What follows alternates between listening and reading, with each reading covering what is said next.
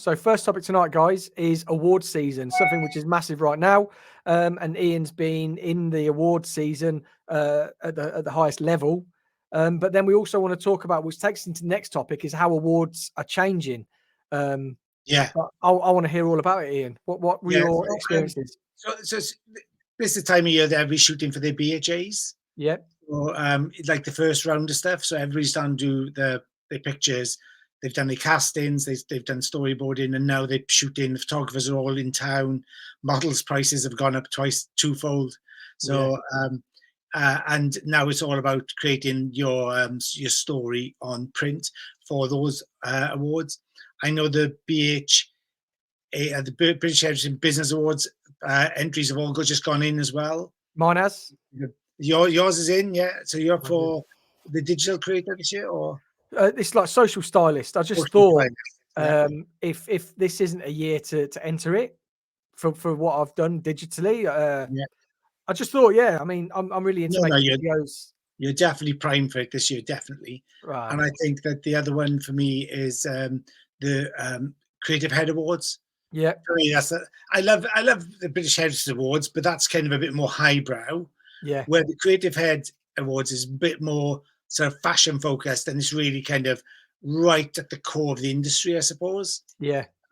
Where the British Heritage Awards are a little bit more highbrow. Do you know what I mean? And it's difficult because I've entered, like, I don't know, I've entered the British Heritage Awards, British Heritage of the Year Awards. I think I've entered it about 12 times. Yeah. I've been shortlisted 4 times. Wow, mate, amazing. Never won it, but shortlisted 4. But I find it very difficult now. I'm sort of torn between entering because it doesn't really put an extra bum on the seat. You know, you don't actually generate a lot of income from it. No. It's good if you're climbing the ladder in the industry and you want to be recognized as in your peers and stuff like that. But I think I've got other platforms I can do that on now, personally. Oh, for sure. And the shoot, you know, I've done various shoots, going from like $6,000 shoots up to 16 grand shoots. Yeah. And I've tried different ways of doing it. I've shot abroad in Poland and worked with the models were cheaper and the venues are cheaper. I had a really successful shoot there with Dan Thomas. I had really good fun with him. And learned a lot on that particular shoot of working collaboratively with other hairdressers who were shooting at the same time. That was really good fun. But I've done the most expensive one I did. It was in London with Andrew O'Toole. That was a 16 grand. It was the most phenomenal shoot I've done. And I think the work, that was in 2013. And the work was like, even now, it still gets mentioned. I still see it in press, like 10 years on. It's kind of timeless, the images, and I really enjoy doing those. But it was 16 grand, which was back then, it was a massive amount of money. But we just did it, you know, and it worked out for us. So that was, you know, I'm proud of every shoot. I've worked with Jack Eames, he's really good. Paul Gill, I've worked with him. I've worked with, I think, 4 or 5 photographers in total. And I've enjoyed, they've all brought something different and all something new. But what do you think, mate, about spending that type of money on a photographic shoot?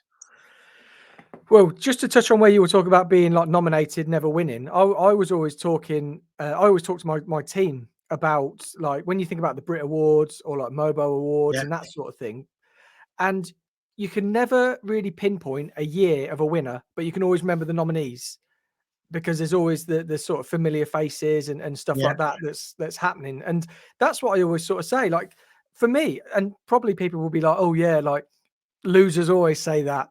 But for me, a nomination, you can run off a nomination for years. Like you were saying, your stuff's still getting like published and everything. And people don't really remember the winner as such. Like if you said, oh, who was the winner in what, 2017? Like, no idea. It's like, can you remember who was nominated? You're like, well, I could probably say he was nominated, she was nominated. And the nominees. I've never thought of it that way, if I'm honest. I've never thought of it that you would kind of know, that he'll probably be in amongst it. He'll be, they're the guys who, because it's the same type of guys, you know. But you are right in that. I'd never thought of it that way, if I'm honest. I always think, you know, my friend Lewis Moore always says to me that, oh, Ian Davis, he's always the bridesmaid. He's never the bride, and it's it's a running joke between me and Lewis. He reckons I'm the Welsh Yeah. Errol Douglas. Yeah, Uh, yeah. 'Cause Errol has been shortlisted 21 consecutive times and never won. Yeah. Which is It's just like, crazy. yeah, But again, I mean, you talk about Errol.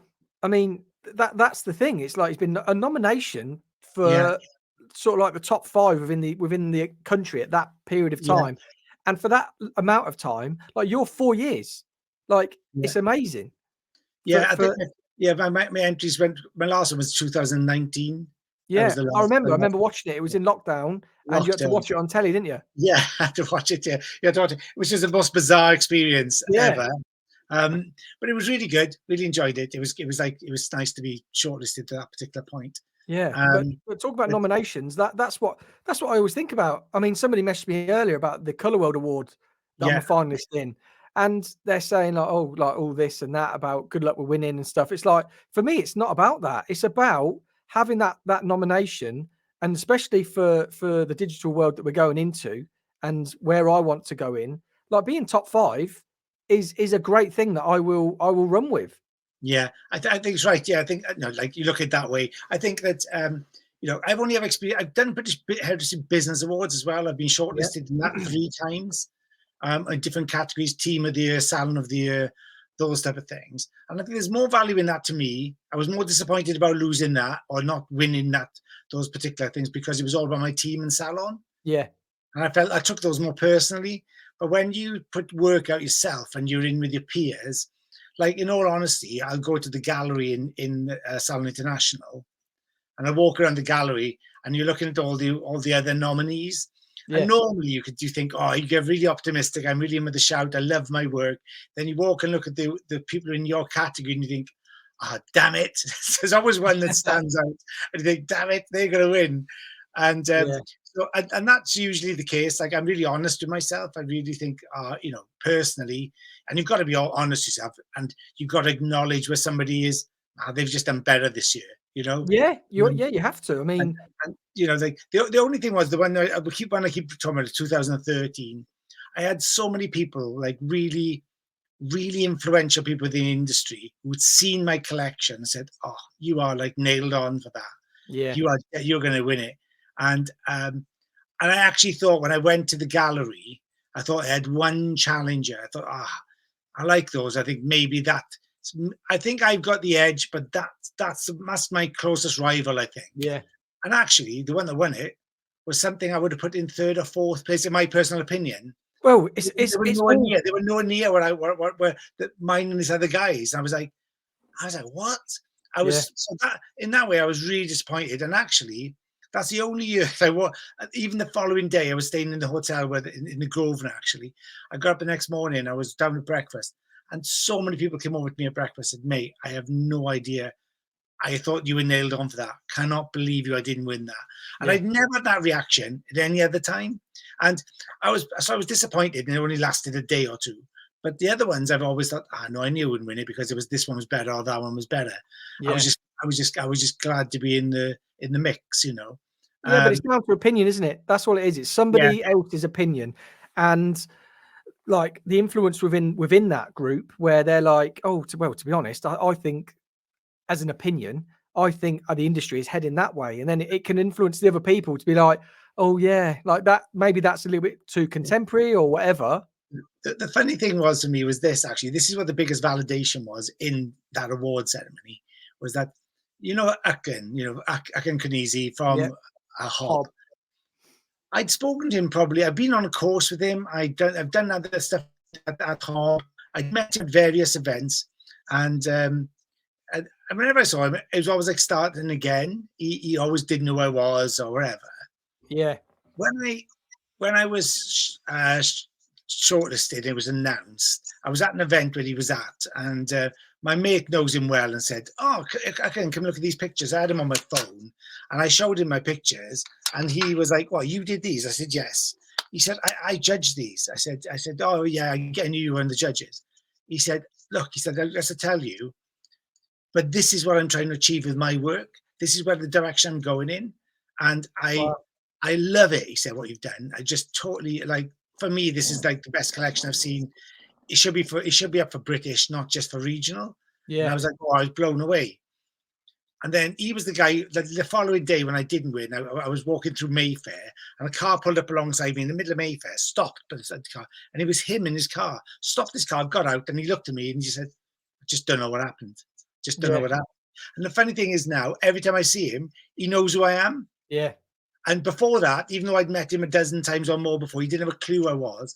On the brink of that, he actually now remembers who I am. So I'm more flattered by that because he remembers who I am now, knows me. Oh, I Ian, how are you? Yeah. You know, that's kind of that just put me in a different level, if you like. And I think I think we all need a bit of validation now and again, and just to that he's a hair hero of mine anyway. I think his Yeah. work is exemplary. I think it's unbelievable, and he's always pushing the boundaries, always out there doing his thing. And so to him to recognize who you are and realize you can produce a quality piece of work, that was probably the biggest thing for me, I think, looking Yeah. at that. But I've been awarded, I've been up for loads of stuff, like multiple awards in the past, never won anything, but it been in with a great company. And Yeah. I think that's a part of it. But the value, I think, is whatever value you put on it. I try not ever to put too much value on it. Does that make sense? Yeah, definitely. So, but you've got two big ones coming up. I seriously think you're in with a big shout to the one. Well, who knows? Who knows? But I think like, so anybody who's got any questions on them and about entering, anybody else out there who's entered awards, that's what I want to know. Yeah. And which awards do you deem to be the biggest?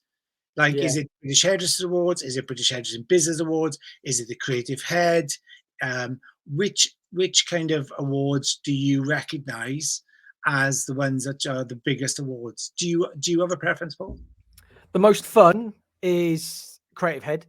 I Yeah, think that's did we go together? Did we move together? Creative Head a couple of years ago. no, but after this live, stay on because I want to tell you something. I want to Oh, yeah. cool. But no, we haven't. I would like to. I think we should. Yeah, Like a bit of a blast and that sort of thing. it's the best. Yeah, Colour World. I mean, I've never entered Colour World competition.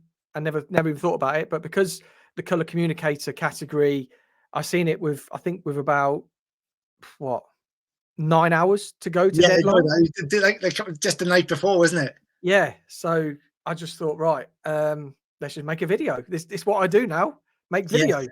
So I made a video, and I think it was one of my funnest videos I've ever made. It was really cool. I really enjoyed making it. Yeah. And then I'm up for. I've entered as well. British Hairdressing Business Awards as well with a video. So that. Oh, and a load of writing as well. But Yeah. had to do a video, and that's another thing. Another really sort of video I really enjoyed making. 90 seconds to sell yourself. And for what it's the elevator pitch, isn't it? Yeah, they call it the elevator pitch. You have to do it like in 90 seconds, sell yourself 90 seconds. Yeah, and I loved it. So so do you think that again, the value, where do you see the value in it then? If you say you did win, how would you I mean, you've already got clients coming from all over the place. I think you've had in the last few weeks like 5 or 6 people coming up from London, just like a 2-hour drive, right? Yeah, Stoke, Sheffield, Huddersfield. I had a lady last week from Epping. Yeah. She drove up 3 hours it took her. Just basically she's seen my video of how to thin hair.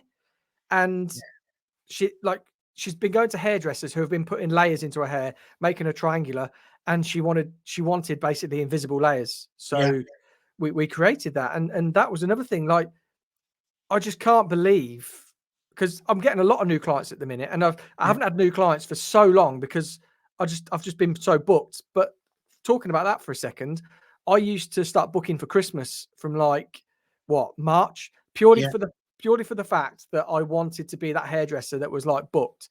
Now I don't even talk about sort of bookings. I just look, I'll get you in, but let's just get 1 or 2 in the diary. Because I was limiting myself. I was limiting myself with new clients. So now I don't talk about rebooking. And I'm getting so many more new clients coming through Okay. I mean, Yeah. I think she had to wait 8 weeks, Yeah. but I've got to Go on. fly. So that my thing at the moment is I'm having old clients who I haven't seen for ages come back. Oh, good. And that is like a crazy one. Like, Yeah, the really funny thing about it is I've had about, in the last 2 weeks, I've had about six yeah, people I haven't seen for ages. I haven't seen for like 3, 4 years, maybe before lockdown and all that. yeah. And they come back and they're like, "Oh, um, will you have me back?" And Cheating on like, you. I'm like, "Yeah, of course. Like, I'd love to see you, like, and they like come back really sheepishly. Oh, well, please don't judge my hair. Please don't judge what I've done. And, Yeah, don't judge, like, it's just, oh, well, it's this, and is that all the old excuses come out, which is fine. And I really don't, doesn't matter to me. I don't care where you've been, who's yeah, been doing your hair. It really doesn't matter. It's what can I do for you now, yep, And it's been really nice to reconnect to people I haven't seen for a long time. And it's like, like you thought, oh, they just forgotten about me, or they've found somebody different and they just got bored. But yeah, actually, they were like, oh, well, this is the reason why, or this is what happened, or this lockdown came and it was inconvenient and driving all this way. Because a lot of my clients drive a long way to come to me. yeah, I've got a lot of clients who drive over an hour to get to me. So, and a lot of those people started coming back. yep. So that's been really good.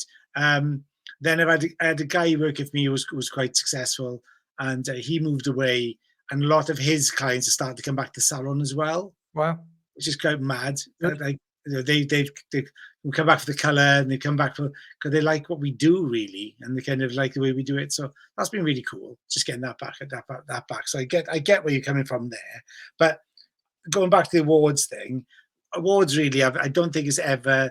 It's given me like an elevation within the industry, but Yeah. now I'm finding other ways to do that, if you know what I mean. Well, We that work with Joico. We do our own. yeah. We do a podcast. I do my own YouTube. I don't need that validation anymore. I don't think. No, It's definitely my ego. It's definitely well, my ego. that's what I was just gonna talk about. It's all about ego, and to be honest, like, I've never been about an ego or anything, and with competitions, yeah. Um, Which is amazing because when I met you first, I thought this guy's going to set. He's going to be one of those ego guys. And actually, you're the reverse completely. yeah, yeah, no, I've never been. Maybe I should have been bit more like sold myself and that sort of thing, but Yeah, yeah, I've just kept myself like just grinding and just trying to work as yeah. hard as I Real. can. I think you keep Yeah, yourself real, really, and yeah, your feet are firmly planted on the ground, no matter yeah, what the opportunity, no matter what the praise. Like, you've done a fantastic uh, live tonight to Joico America. Like, it's yeah, the home of the company, and you've done this huge thing. 1,500 people are viewing it, and you come off and say to me, "Mate, what could I have done better there?" I was like, yeah, "What?" I'm scratching my head, thinking, "Right, okay, let's see what I can think yeah, up to." And like, I think that tells you, or that tells anybody all they need to know really about where you are, where you're at. You yeah, continue striving to get better, no matter what it is you do. You're looking for that little extra 1 or 2%. And I think award seasons is all about that. So I think in that, if I did an award now, I would be doing it because I want to extend myself or my creative application.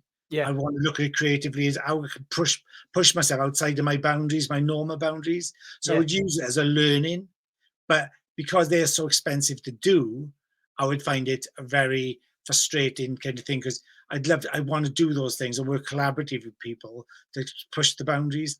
And I know I don't want to spend too much time on this, but the the award thing, if you go back in history, in Paris, they used to have the Salon Awards, so they're for painters and artists. yeah, And they would every year at Salon they would put their new work out there. It was like a proper art gallery where the artists, of the day, would all display their work.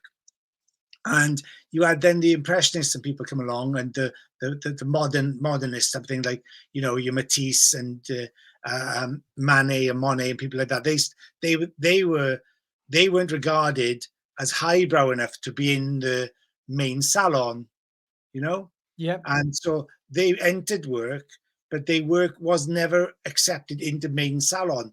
But there was another thing called Salon de Refusé, which was the work that was refused into salon. It went into Okay. salon refuse, so people could still view it, but it was in salon refuse, which wasn't as eyebrow as being in the top awards.